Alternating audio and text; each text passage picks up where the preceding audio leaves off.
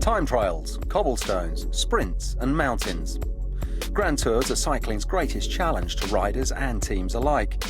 As organisers hunt to raise the bar and reflect the histories of their race and regions in parkour, heading to the Grand Tours with a bike for every occasion is crucial. Multiples of frames, chains and wheels. It can all become a logistical nightmare for a team like Lampre-Merida. A Grand Tour team has 9 riders, and everyone has one main race bike, a personal spare bike, and we need as well to get some universal spare bikes which can be used by different riders in case some mass crashes happen. Actually, they are close to 25 to 30 of the regular road bikes, plus the TT bike, plus the rides, including as well spare. So in total, I guess there are more than 60 bikes on the way around the Tour de France for just one team. As a title sponsor of the Lampre team, manufacturer Merida has worked tirelessly to provide a range of fits to the team to meet the various profiles in the Grand Tours. So actually we have 4 completely different bikes which are going to be used for different categories of stages. We have the ride for the couple stage, and after the couple stage the ride will be past the truck and back to the service course. We have a specific time trial bike which is necessary for prologue and as well for the team time trial. What you see behind me in the truck is all the rest of regular road bikes. There we have 2 different choices. We have the Reacto, which is a dedicated aerodynamic bike being perfect for sprinters and for getaways. Slightly heavier, what is simply the dark part of the metal. If you want to get more aerodynamic, you need bigger cross section and add some weight. For the dedicated climbers, we have a super light bike called Scultura. It's an all-round bike, which has no bad aerodynamic, but of course, a specific aero bike like the Reacto is faster. The introduction of the Scultura this season to the Arsenal has helped the team already surpass its performance in the Grand Tours from last season. With 21 days of racing in the Welter still to come, Lampre-Merida is seemingly well equipped for the Grand Tours. Despite the 2 options of road bike from which to choose from, the rider doesn't always have the last say.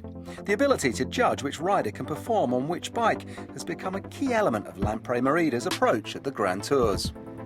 In some cases it's not that easy, because we can't offer every bike for every rider. It's not a personal decision, and not every rider has both as a free choice. That's, let's say, a benefit if you're the captain like Rui Costa.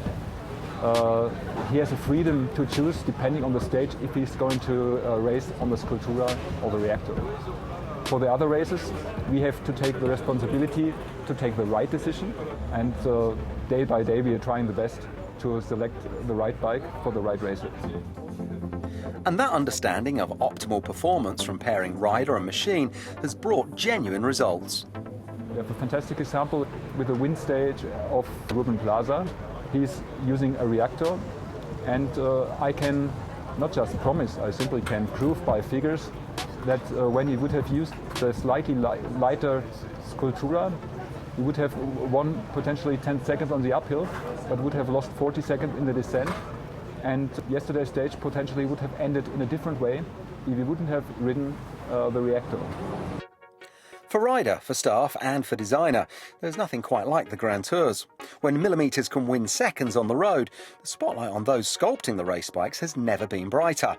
Yet even for those who spend their lives crafting the frames to give that winning edge, the unsung hero of it all is still the humble mechanic.